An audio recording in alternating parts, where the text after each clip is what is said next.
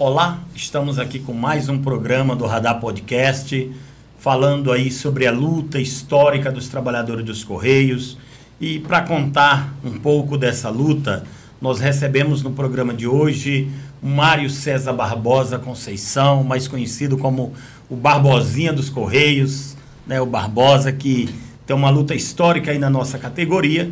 E quero pedir a você, meu amigo, trabalhador dos Correios, que assiste este programa, compartilhe nas suas redes sociais, no Facebook, no Instagram, no YouTube, mande para todos os trabalhadores e trabalhadoras, porque essa é uma história rica. É uma história em que o povo precisa conhecer. É uma história em que a nossa categoria precisa conhecer. Saber que, para que nós chegássemos até onde nós estamos, ter vale alimentação, ter direito a vale transporte, ter, por exemplo, ter uma remuneração a mais para os motoristas, motociclistas. Essas gratificações de funções que vieram, elas vieram com muita luta. E são esses companheiros que estão vindo nos nossos programas que foram parte dessa luta, que em um determinado momento estiveram na direção do sindicato, na direção da federação, e que fizeram da sua vida dentro dos Correios uma vida de luta, uma história de resistência aos ataques, sejam dos governos militares, daqueles que entraram ainda no período da ditadura militar, sejam daqueles que entraram no processo de redemocratização, sejam daqueles que chegaram no governo Sarney, no governo Collor, no governo Fernando Henrique, até mesmo no governo do presidente Lula, em que foi história de luta, de resistência e de garantia de direitos. Então, quero aqui, recebendo o meu amigo Mário Barbosa, que ele se apresente um pouco, quem é o Barbosa, onde trabalha, quando entrou no Correio. Pode falar para nós, Barbosa. Então, boa tarde a todos aí que estão assistindo, né, a entrevista. Meu nome é Mário César Barbosa, né, conhecido como Barbosa no Correio. Eu entrei no Correio em 1987, esse ano, inclusive em maio, eu fiz 36 anos de Correio, né, e sou um dos que participei aí na luta, né, depois, inclusive, do processo de democratização do país, né, de 85 para 88, inclusive as diretas já que eu vi no Brasil, e o direito à Constituição de 88, que nós, inclusive, tivemos o direito a fundar sindicatos, né? Inclusive, em 88, nós tivemos uma greve histórica, né, da categoria aí, que acabou, inclusive, com o direito a formar sindicato. A gente formou o Sindicato dos Trabalhadores do Correio. É nessa greve que você é um daqueles intérpretes da... Como que é o samba lá, que você cantou lá?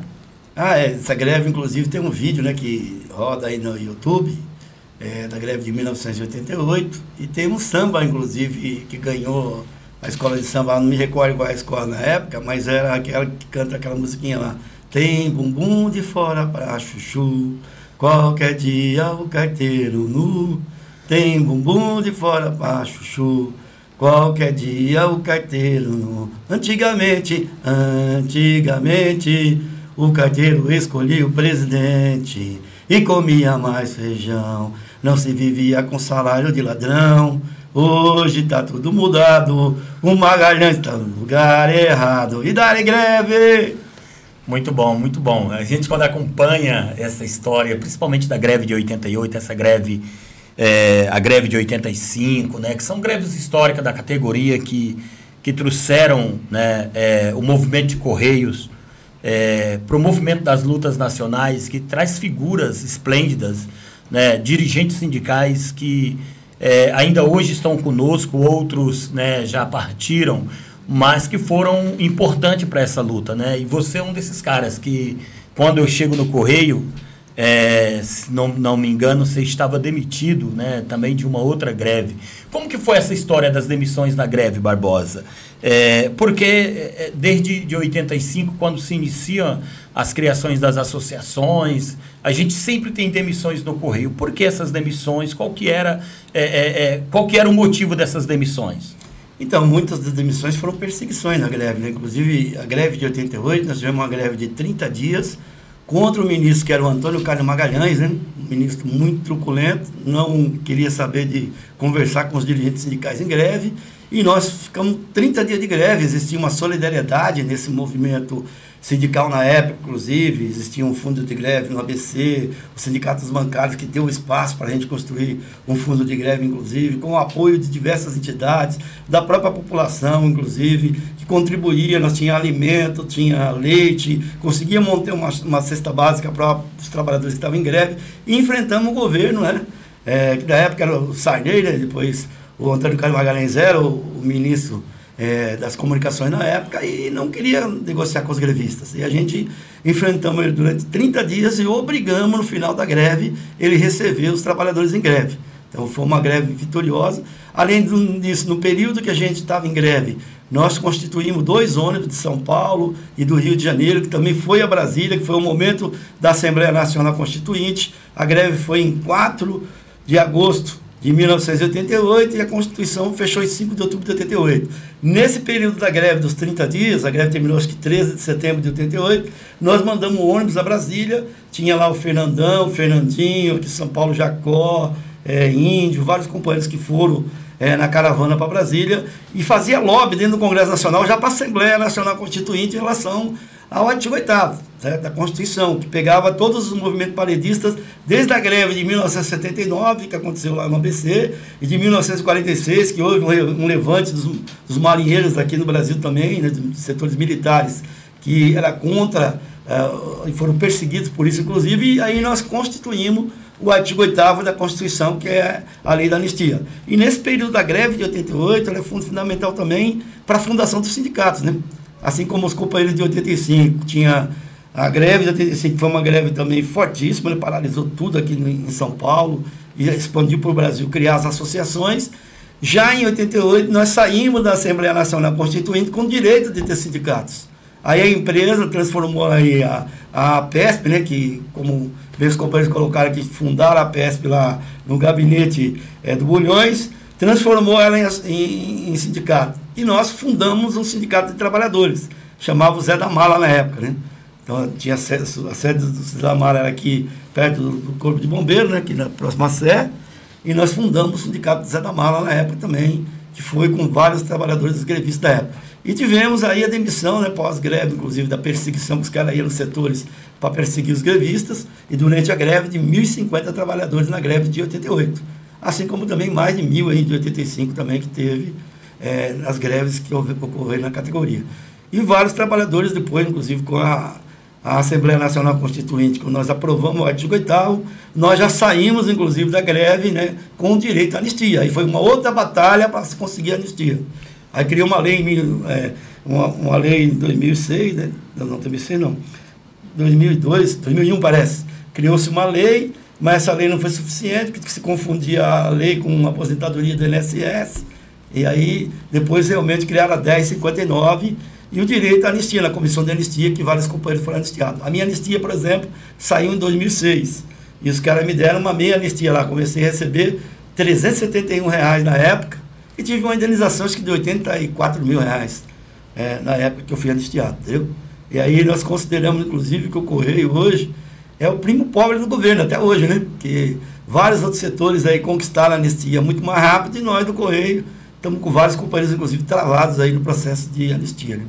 Barbosa, e todos esses, desde 85, né, que a gente vê essa história de demissões, e aí se cria, né, essa lei de anistia, depois da 10559, vem mais outras leis também, que vem beneficiando outros trabalhadores e trabalhadoras com direito à anistia, porém a gente vê que ainda, eu não tenho clareza disso, mas pelo que eu vejo na comissão de anistia, mais da metade ainda daqueles que teriam direito à anistia ainda não foram anistiados, ainda são anistiando, ainda não tiveram esse direito. A que você atribui a isso? A uma falta de vontade dessas comissões ou a um erro do governo, a um erro da empresa que não faz essas anistias? Há muito também a questão dos governos, né? Porque os governos, por exemplo, recebem o processo do anistiado na comissão de anistia, fica naquela de avaliação, não decide por nada, passa de um governo para o outro, e agora, recentemente, inclusive, né, que o governo Lula tomou como decisão que a anistia agora é 2 mil para todo mundo e uma indenização de R$100 mil. Tivemos até recentemente o julgamento aí da presidente Dilma, né, que eles julgaram 100 mil de indenização e R$2.000 por mês, inclusive a Dilma teve histórico de tortura e tudo mais, então tem vários casos, né, de avaliações, que é um erro, inclusive, a forma como está sendo colocado aí, porque tem vários camaradas que estão há anos esperando pela comissão de anistia, criaram inclusive umas caravanas aí para ir de estado em estado, em governos anteriores, mas que não decidiu ainda a situação de muitos anistiados. Muitos estão com processo lá há muitos anos, né? Tem muita gente do Correio nosso que acabaram deixando, inclusive, a vida nossa, né, para uma outra, passou de uma vida para a maternidade e o cara não recebeu anistia. Por isso a família está na luta, inclusive, para poder ter o direito à anistia, né? Tem direito, inclusive, os familiares aí dos mortos à anistia. E também agora, né, o governo está falando, inclusive, em rever aí o caso de desaparecimentos e de mortes que houveram na ditadura militar, né? Então a situação da anistia é uma luta eterna, contínua, e que a gente está sempre aí, né, com essa bandeira de luta para poder resolver a anistia. Teve o caso de uma companheira nossa que foi demitida na greve, estava grávida na época, Joelma, ela foi reintegrada na greve, mas ela houve a perseguição dela por estar em greve com a gente, e grávida, né? Os caras não respeitaram nem grávida nessa época, nas greves, mandavam embora, inclusive, e perseguiam os trabalhadores.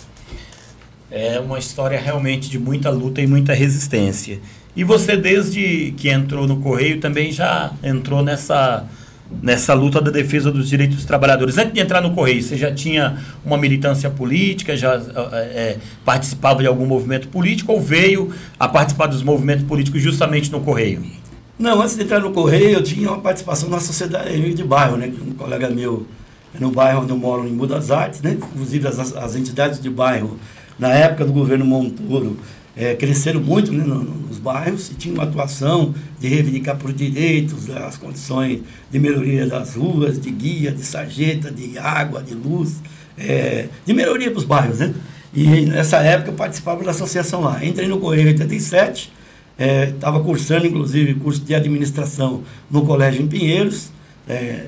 Eu estudava de dia e trabalhava à noite, quando eu entrei no Correio à noite em 1987.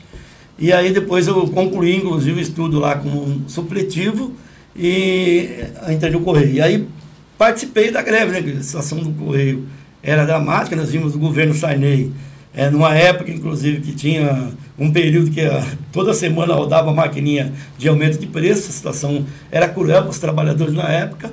E aí houve, inclusive, a situação muito precária da situação do Correio. A situação salarial, realmente, os pais de família não tinham dinheiro para comprar um Danone.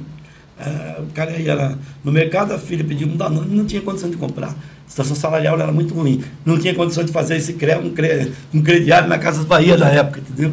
Então a situação era dramática, os trabalhadores foram à greve, né? Nós enfrentamos durante 30 dias a situação do governo truculento que era, e nós conseguimos sair vitoriosos nessa greve de 88. Embora houve as demissões, mas depois a gente conseguiu, inclusive, com a anistia, reparar vários companheiros que foram demitidos aí. Embora tem muitos ainda que a gente tem, e continuando a batalha para rever aí a situação dos anistiados políticos. Qual que é a importância, eu ouvi aqui e queria perguntar para ti, de algumas figuras militantes históricos que eu os considero muito e que acho que foram muito importantes, inclusive, na nossa luta de Correios, militantes como Mauro Puerro, professor Mauro Puerro, Luiz Eduardo Greenhal, e vários outros companheiros que não eram da categoria de Correios, mas que foram importantes, principalmente da fundação do Sindicato dos Trabalhadores dos Correios. Como que era essa solidariedade de classe? Como que era na época em que você estava no Correio, na época em que você estava no movimento sindical, dentro do sindicato, e como que é hoje? Como que você vê isso antes e depois? Então, antes a gente tinha, por exemplo, o movimento que veio lá, né, da derrubada das diretas já, houve um movimento crescente. Em 1983 nós fundamos a CUT, né, e houve um movimento importante da CUT que organizava o conjunto das categorias, né, que se organizava pela CLT, organizado bancário, professor, Correio, serviço público e tudo mais, e a central sindical era importante na época. Foi fundada, inclusive, a CUT, né, que era uma entidade de luta, inclusive quando surgiu fazer congressos de 3 mil trabalhadores, e era um movimento sindical ativo, combativo, né, que surgiu e ganhou diversos sindicatos pelo Brasil afora. Então houve um movimento sindical de tirar, de varrer a pelegada, né? No movimento sindical que tinha, da UGT, né? da CGT da época lá, e aí a CUT cumpriu um papel muito importante aí na redemocratização e na luta dos movimentos populares, quando existia uma democracia, né? Porque existia Congresso Democrático de 3 mil, onde os trabalhadores tinham o direito de decidir, a Central, inclusive, defendia o socialismo. Aí criou-se também o Partido dos Trabalhadores, né? Que a partir de ganhar a primeira prefeitura, que foi Diadema, depois São Paulo, e aí expandiu para todo o país, né? Ganhou diversos governos, aí chegou ao Lula ao poder, né?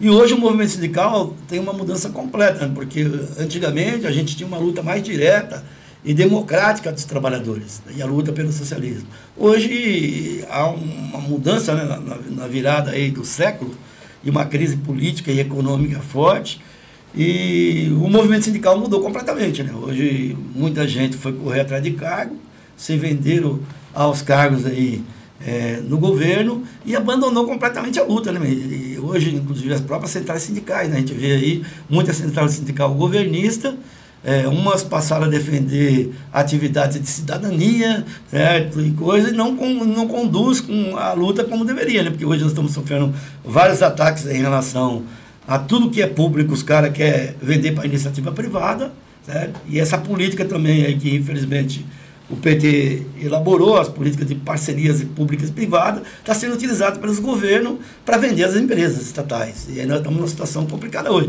Hoje a gente vê, por exemplo, os amigos aí dos governos, né? Criaram uma empresa da hora para outra, tipo a CCR. Os caras hoje dominam transporte, dominam avião, dominam tudo quanto é coisa aí, e o que é público, o pessoal pagando caro, né? As condições dramáticas, né? Hoje mesmo o metrô, aí, a linha azul, deu um caos de manhã, travou tudo, e as outras linhas também, lá, mobilidade, às vezes os caras falam que houve assalto de fiação para inviabilizar o andamento do transporte. E hoje nós estamos acompanhando, inclusive, a guerra aí, né, em relação ao transporte, que é a situação aí do pessoal dos Uber, né? Seja as plataformas que atuam hoje no país em relação ao transporte, né?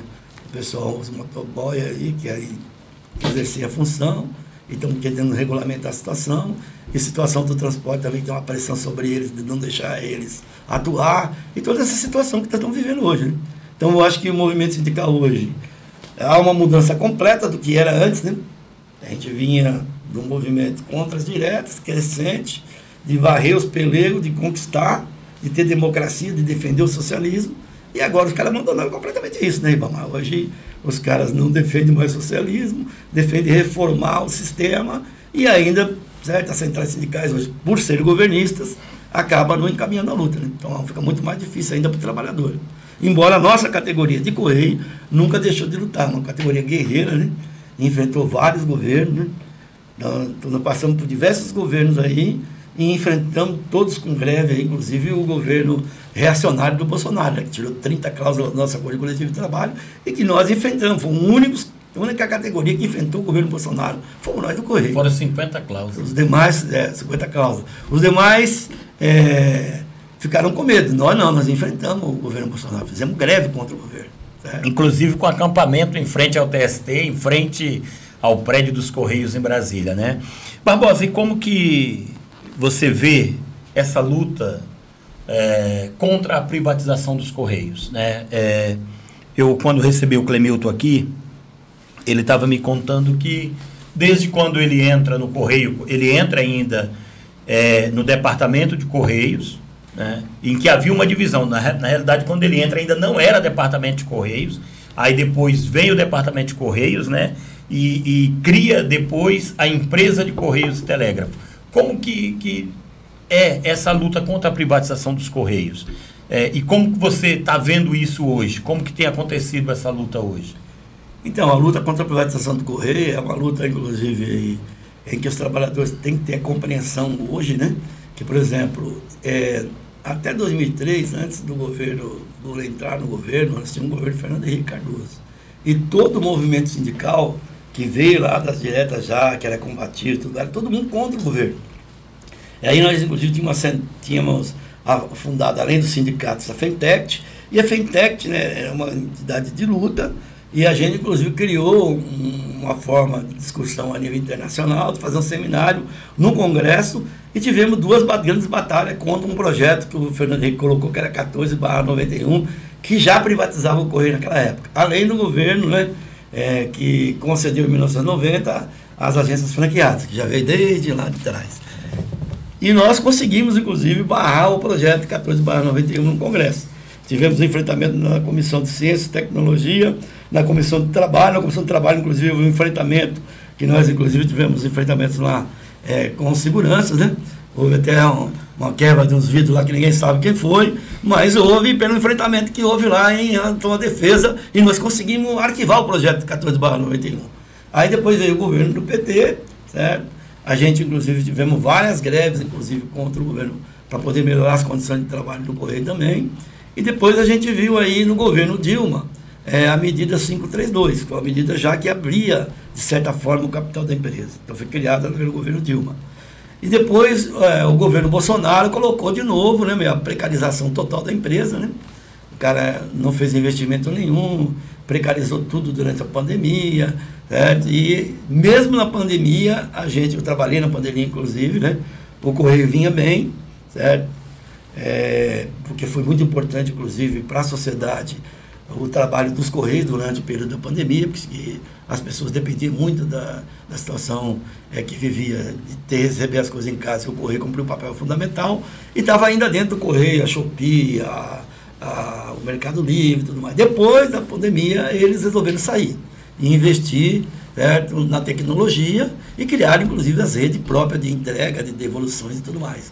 Embora ainda mantém-se algumas coisas ainda dentro do Correio, mas os caras criaram uma estrutura própria, certo? De investimento tecnológico muito forte. E o Correio ficou para trás, com essa proposta que tinha de privatização. Ao entrar o governo Lula, ele retirou a empresa do processo de privatização e não fez o investimento que tem que ser feito. E nós estamos vivendo uma situação hoje muito dramática do Correio, né? Porque hoje a gente precisa de um investimento tecnológico bastante grande.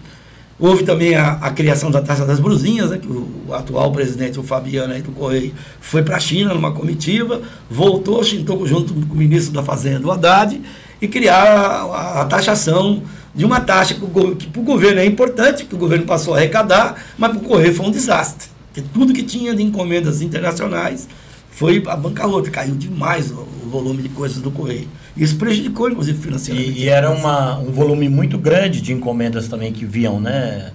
A boa parte da carga que era distribuída, principalmente na região, em São Paulo, na região sul-sudeste, era parte dessa exportação que vinha da China, né? Sim, muitas coisas que vinham da China, inclusive da Shein e tudo mais, aí que era comprada. Que as pessoas compravam muito pela internet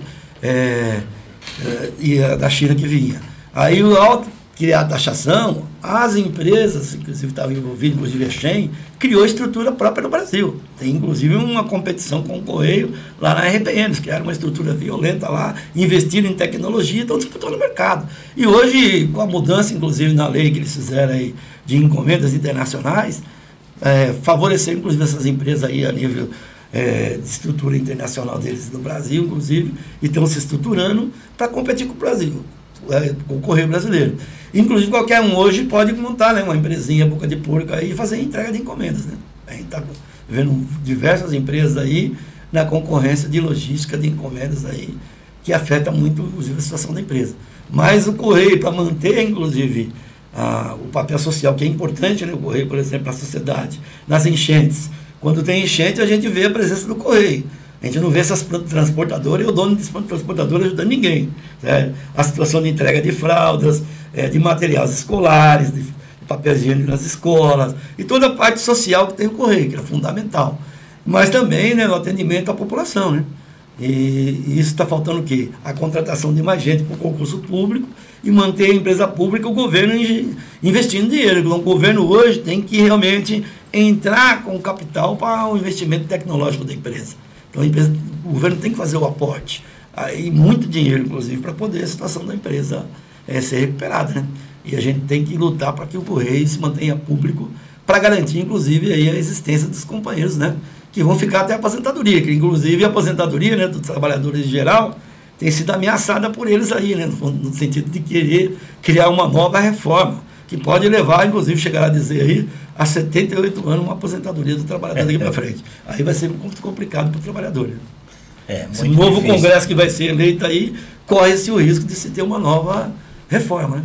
Por isso é importante os trabalhadores e as trabalhadoras estarem sempre atentos ao movimento político, porque quando você vota em alguém que não defende a aposentadoria, você pode ter certeza que é você que vai sofrer, né? O trabalhador que vai sofrer, é a trabalhadora que vai sofrer com mais tempo trabalhando, sem ter direito a um benefício social, né? Barbosa, para nós partirmos aí para o encerramento, conta um pouco aí sobre a greve de 97. Eu entrei no Correio na greve de 97 e quando eu cheguei nessa categoria, eu fiquei muito entusiasmado com aquele movimento de luta que tinha acampamento na Praça da Sé, tinha arrecadação de alimentos em vários sindicatos.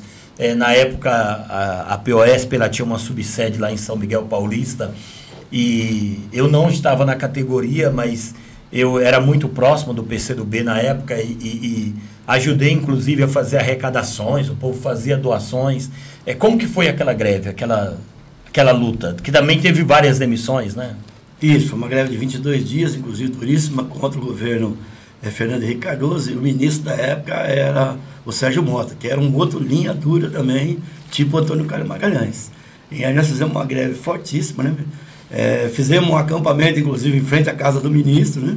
Primeiro nós fizemos uma grande passeata num hotel ali na Doc Lobo, e o Fernando Henrique recebeu a gente. E nós colocamos para o presidente, inclusive, a situação que estavam vivendo os trabalhadores do Correio e que nós íamos procurar o ministro. Ele falou, então vocês procuram o ministro também. Mas aí nós fomos na casa do ministro, fizemos um acampamento para exigir a abertura das negociações, né? E o governo falou que era ele que decidia, que o Fernando Henrique, a jogada de cartada dele era jogar para o ministro resolver, porque o governo, na verdade, não queria resolver nada, ficar jogando um para o outro, né? Aí nós fizemos um acampamento em frente à casa do ministro. Um dia ele chegou lá, né, dizendo que tinha identificado um bando de bêbados de Cafajeste, que estava tudo demitido, montou um processo para nós, né? Inclusive o diretor regional na época era o Comim, né, que era um cara também meio cinza contra a greve, né? Todos os enfrentamentos que a gente tinha também com o diretor, de embate direto, né, contra o governo. E ele vivia, inclusive, ameaçando de suspender contrato de trabalho nosso, porque a gente era de briga e de luta contra o governo. Aí ele montou os processos frajutos lá e mandou embora realmente a gente, né? Aí eu entrei na justiça, ganhei, né? A greve de 97, quando eu entrei na justiça, eu ganhei o retorno de 2001, fiz um acordo para poder, inclusive, possibilitar que os demais camaradas pudessem voltar depois, posteriormente, né? E aí a gente conseguiu reverter as demissões dos camaradas, ganhando os processos de reintegração. Inclusive, em 97 eu fui reintegrado ao Correio e lá em 88 eu voltei para o Correio em 93 com o processo de anistia, né? Que a época era na PEC, na época, a associação, que fez um acordo lá e nós voltamos, eu e o Sidão, por esse acordo de anistia na época de 88 a 93. Depois eu voltei de novo, quando fui demitido em 1997, eu voltei em 2001, reintegrado judicialmente, fiz um acordo de 80% para possibilitar que os demais camaradas pudessem voltar também para a empresa. Nós conseguimos reverter depois as demissões de 97, criando uma lei no Congresso Nacional também, né? Que a gente criou uma lei que reintegrou a 11282, que acabou reintegrando vários companheiros aí também. Essa é a lei Paulo Rocha, não? É a lei Paulo Rocha. Não, Paulo Rocha é uma lei específica de dirigente, mas é uma lei que foi criada para a greve de 97, entendeu? Certo. 11282. E a lei Paulo Rocha é só para dirigentes? Era mais dirigentes sindicais que foram perseguidos e tudo mais, uma coisa mais específica. Mas ele ajudou também a 11282, o Paulo Rocha ajudou a criar. Qual que é o papel assim, histórico, por exemplo, das categorias, e a categoria do Correio, ela se inclui dentro desse papel, por exemplo, o Paulo Rocha, do companheiro do Rio Grande do Sul lá, o senador Paulo Paim, nessa luta histórica dos trabalhadores, cara? Então, nós tivemos uma importância muito grande de vários parlamentares, né, que ajudou a gente bastante, né, inclusive nas lutas, né? Nós tivemos o Paulo Paim, nós tivemos o Greenhalgh, ele colocou o companheiro lá atrás, né, que foi até vice-prefeito da cidade de São Paulo depois, virou advogado do movimento. E é um trabalho muito importante, né, do parlamento, que os companheiros faziam, inclusive lá de correr os gabinetes, de conversar com vários deputados, com vários senadores. E o Paim sempre foi, inclusive, um cara que sempre deu um destaque, além dele, o Paulo Rocha, né? E que, inclusive, ajudou bastante a gente aí na categoria. E depois veio a Maria do Rosário, que criou uma lei aí, um PL 083, né? Que acabou, inclusive, depois sendo barrado pelo custo que representava pelos parlamentares. Na época, teve até o senador, acho que era o Inácio Arruda, que era o relator, deu um parecer, porque o custo era muito alto, acabou o projeto não vingando, mas existiu o projeto 083 da Maria do Rosário, que ele é um projeto mais amplo, né? Que abrangia várias demissões do Correio até 1985, até 88, e até os dias que o projeto fosse votado no Congresso, né? Acabou tendo essa problemática de não vingar o projeto. Mas é uma luta da Comissão de Anistia, né? Criar um projeto mais amplo que resolva o problema dos anistiados, né? Que a gente tem. Aí depois também teve um grupo de trabalho, GTA, né? Que foi criado para trazer alguns companheiros. Esse início do governo Lula até teve alguns casos, né? Uns 2, 3 casos aí que se resolveu, depois parou. O movimento sindical não deu sequência na comissão lá do GTA, que é um processo também de revisão de algumas anistias do Correio. Perfeito. Barbosa, nós estamos chegando ao final. Eu queria que você falasse sobre as suas perspectivas. Você está fora hoje das direções sindicais, né? Não está nem na Fentect, nem na direção do Sindicato de São Paulo, mas continua a sua luta ativa, né? Em favor da categoria de Correio. Já está aposentado? Ainda não, né? Ainda não. Mas estou com direito já de no ano que vem aposentar. Certo. E qual que é a tua perspectiva nesse próximo período aí para os trabalhadores dos Correios? Então, a perspectiva é que nós estamos numa conjuntura, né, política, econômica e social, né? Inclusive política no campo da própria esquerda, inclusive há umas crises aí, né? E muito difícil para o trabalhador hoje, com 2 guerras, né?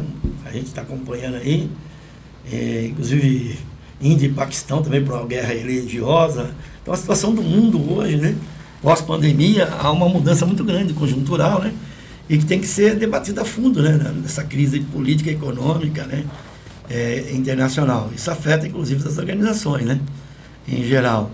A expectativa minha é, inclusive, que a gente lute para manter o Correio como empresa pública, né? Que é uma luta muito grande, e nós vamos travar agora para exigir que o governo Lula aí faça os investimentos tecnológicos da empresa, que contrate os trabalhadores por concurso público, para manter a empresa como empresa pública estatal, porque senão o próximo governo que vier aí, os caras vão privatizar a empresa novamente, né? Que há essa ameaça de privatização novamente.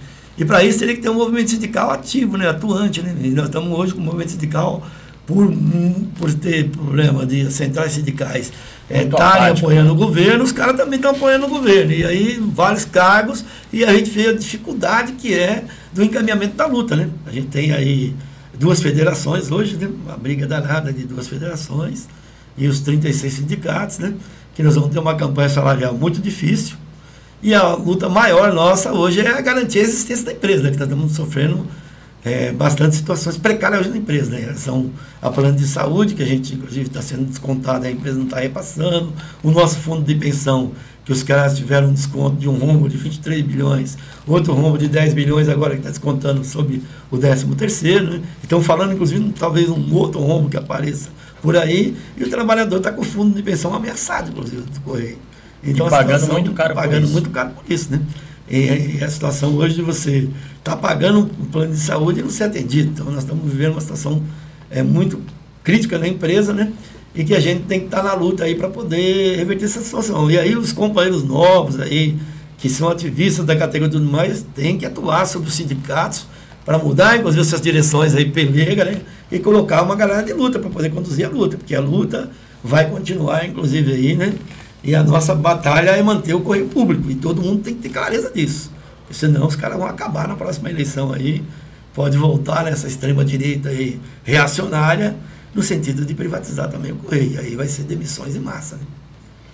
Perfeito, Barbosa. É isso aí. Eu recebi hoje, né, meu camarada, militante histórico do movimento sindical, né, que tem uma história de luta desde os primeiros dias de Correio, na luta por garantia de direitos, por melhorias na qualidade dos serviços, por melhor condições de trabalho, sempre pensando em ajudar os companheiros e companheiras da base dessa categoria, Mário César Barbosa, né, e que a gente te deixa aí o meu agradecimento por ter vindo participar, vindo contar um pouco dessa história, dessa categoria que é uma categoria sempre de luta, né, uma categoria que nunca baixou a cabeça, seja o governo que esteja de plantão, ela sempre se coloca para se organizar, para trabalhar por melhorias de condições de trabalho, que está todos os dias nas portas